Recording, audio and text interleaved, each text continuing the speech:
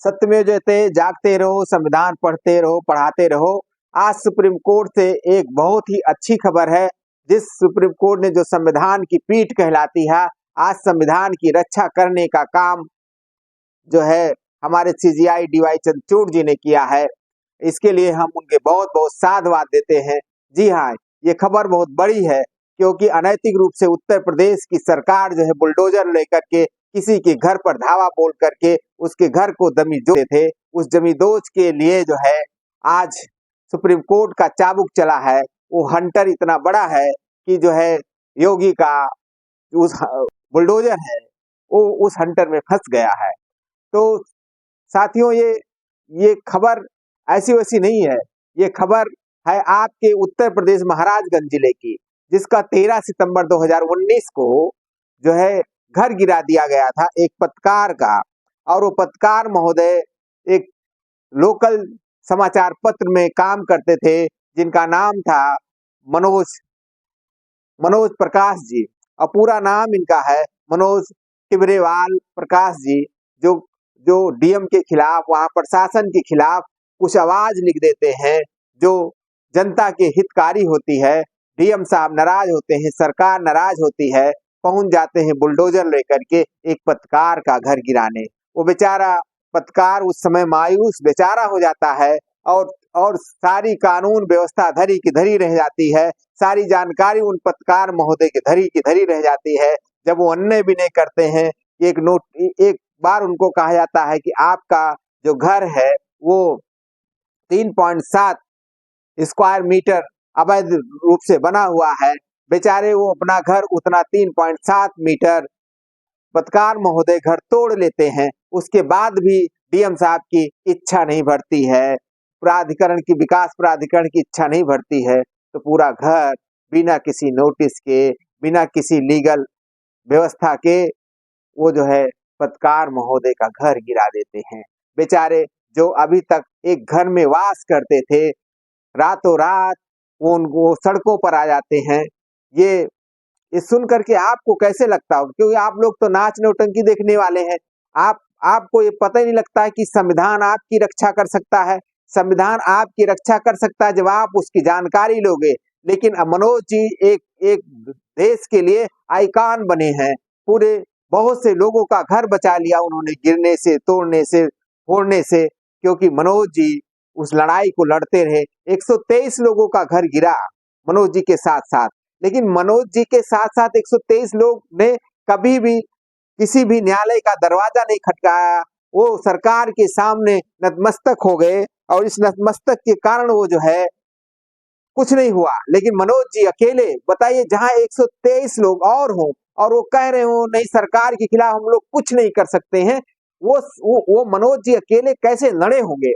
मनोज जी जाकर राष्ट्रीय मानवाधिकार पहुंचते हैं, और राष्ट्रीय मानवाधिकार में अपने आवाज को वहां जो है बताते हैं कि हमारे साथ ज्यादती हुई है, हमारे साथ अत्याचार हुआ। केवल हमने खबर में जो है जो अनैतिक कार्य हो रहा था उसको मैंने खबर लिख दिया, इसी कारण हमारे साथ ज्यादती हो रही है। नहीं तो मेरा तो घर जो है, क्योंकि हमारे बाबा जी ने 1960 में बैनामा लिया था, बैनामा शुदा जमीन पर हमारे मकान बने हुए थे, उस मकान को डीएम साहब ने और प्रशासन ने गिरा दिया है।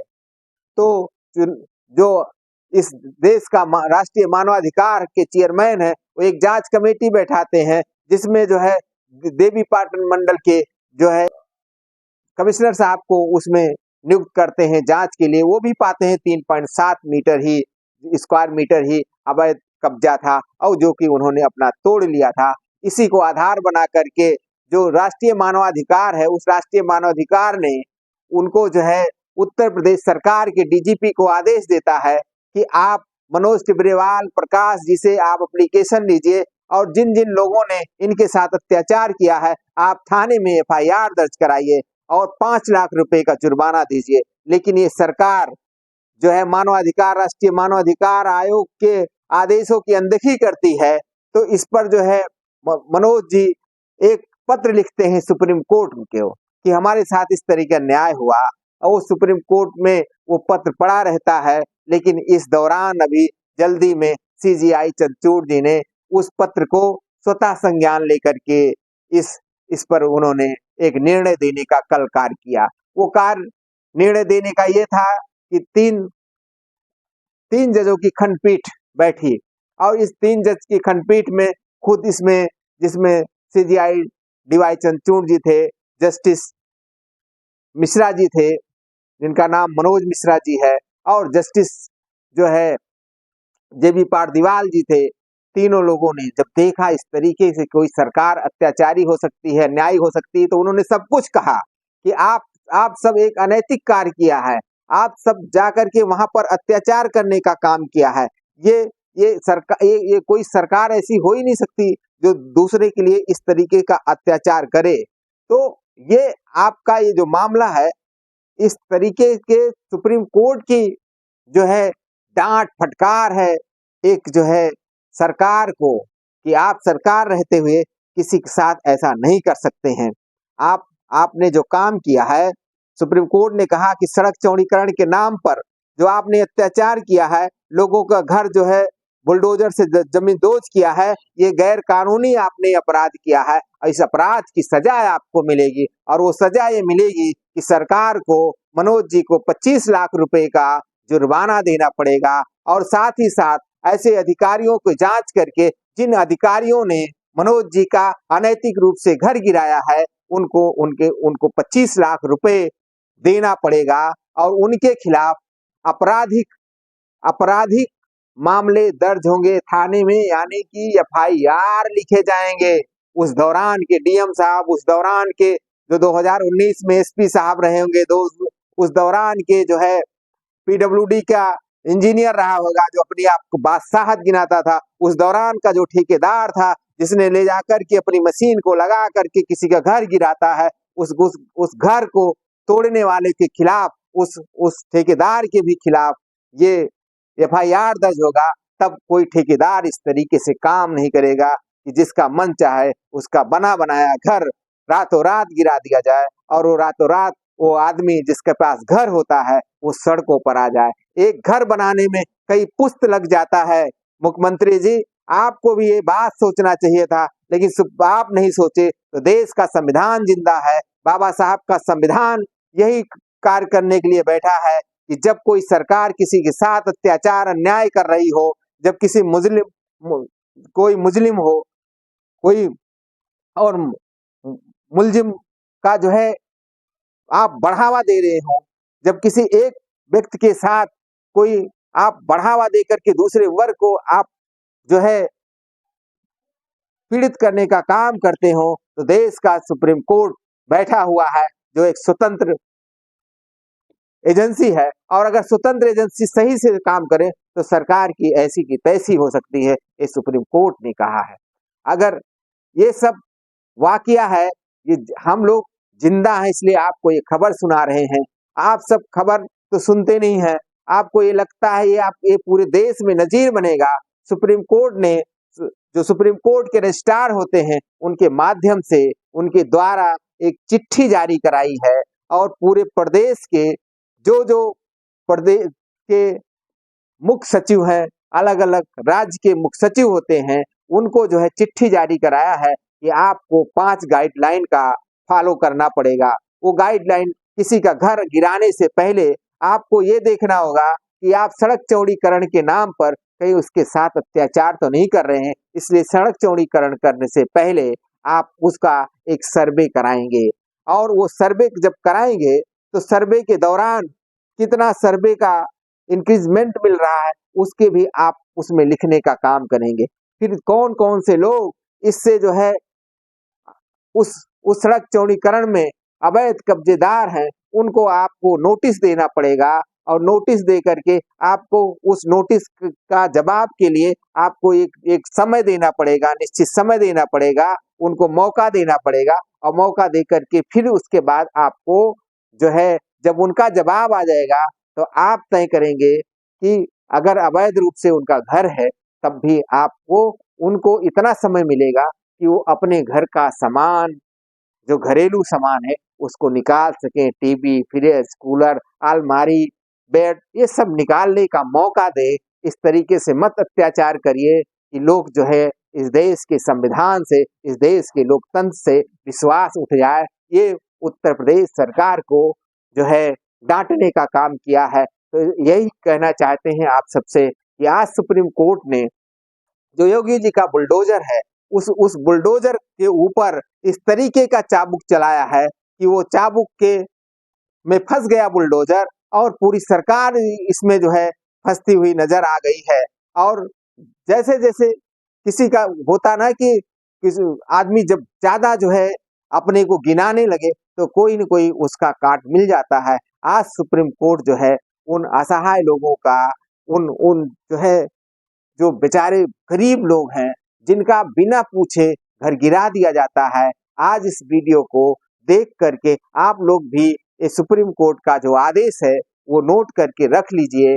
जो इसका जो नंबर है वो 1294/20 है, जो सुप्रीम कोर्ट ने स्वतः संज्ञान लिया। सो मोटो काग्निजेबल का ये मुकदमा था। इस मुकदमे में जो सुप्रीम कोर्ट ने निर्णय दिया है, निश्चित रूप से देश का, बाबा साहब के संविधान की रक्षा करने का असली काम किया है। डीवाई चंद्रचूड़ जी रिटायर होने वाले हैं हमारे पर जो है सीजीआई साहब, लेकिन जस्टिस सीजीआई साहब को 100 बार नमन करते हैं कि आपने जाते जाते एक बहुत बड़ा निर्णय दिया, बहुत अच्छा निर्णय दिया, जिससे असहाय लोगों का घर अब टूटने से बच जाएगा। और आपने जो ये निर्णय दिया ये पूरे देश में लागू किया, इसके भी आपका बार बार जो है हम सराहना करते हैं और पूरे देश से यही उम्मीद करते हैं। डीवाई चंद्रचूड़ जी अगर कोई और भी निर्णय में गलती किए होंगे तो इस निर्णय से वो गलतियां जो है लोग अवॉइड कर जाएंगे, नजरअंदाज कर जाएंगे। लेकिन ये जो समाचार है ये बहुत बड़ा समाचार है। और आप समझिए उन अधिकारियों को जब एफआईआर उनके खिलाफ दर्ज होगा, जो डीएम साहब रहे होंगे, जो अपने को डीएम गिना रहे थे कि मैं तो डीएम हूँ, मेरे खिलाफ कौन मुकदमा दर्ज कर सकता है, तो आपके लिए सुप्रीम कोर्ट बैठा हुआ है। इसीलिए संविधान मतलब समता मूलक समाज की स्थापना के लिए बाबा साहब डॉक्टर भीमराव अंबेडकर संविधान लाए थे कि राजा हो चाहे वो रंक हो, लेकिन अगर वो संविधान विरोधी काम करेगा तो उसके खिलाफ भी वही काम होगा जो एक गरीब आदमी का करता है। गरीब और अमीर में न्याय में कोई अंतर नहीं होगा। अगर तुम जो है डीएम होकर की हत्या करोगे तो आप पर भी हत्या का केस चलेगा, अगर कोई गरीब आदमी हत्या करेगा तो उस पर भी जो है हत्या का ही केस चलेगा और उसको सजा होगी। ये नहीं कि डीएम साहब हो आप कोई अनैतिक काम कर दोगे, आप मुख्यमंत्री हो तो आप कोई अनैतिक काम कर दोगे तो बचकर चले जाओगे। इसी को कहते हैं न्याय और इसी को कहते हैं संविधान। तो साथियों ये वीडियो आप सबको कैसे लगा इसका कमेंट जरूर दीजिएगा। और आगे आपको इस चैनल को बचाना है, अगर हम लोग को और आगे काम कराना है तो सहयोग करते रहिए, कम से कम लोगों को शेयर करते रहिए, ज्यादा से ज्यादा वीडियो को। कुछ लोग साथी कहते हैं 60 वीडियो बनाइए, लेकिन 60 में आप छोटा सोचते हो इसलिए तो छोटे लोग हो गए आप लोग। अगर आप बड़ा सोचोगे तो आप बड़ा बनोगे, छोटा सोचोगे तो छोटा बनोगे। बुद्ध जी ने कहा था इसलिए कि जिसकी जैसे सोच होती है उसी तरीके से उस व्यक्ति का निर्माण होता है। तो और अब दीपो भव, स्वयं जागृत करो। अब संविधान अगर आप संविधान को जानते हैं, संविधान को पढ़ते हैं तो आपको न्याय जरूर मिलेगा। डिले हो सकता है लेकिन न्याय मिलेगा। आप संविधान पर विश्वास रखिए। उन मनोज जी की तरह जो 123 लोग तो नहीं गए किसी कोर्ट, किसी न्यायपालिका के दरवाजे नहीं खटखटाए, किसी मानवाधिकार का दरवाजा नहीं खटखटाया, लेकिन मनोज जी को ये विश्वास था एक दिन हमको न्याय जरूर मिलेगा। और उस न्याय की उम्मीद के कारण उन्होंने जो समय लगाया, जो काम किया, उसको सुप्रीम कोर्ट के चीफ ऑफ जस्टिस ने, जो जस्टिस जहाँ कहा गया है, उन्होंने जस्टिस देने का काम किया।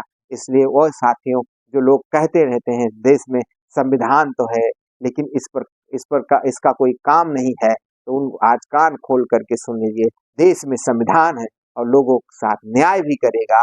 बस जरूरत है आपको जागने की।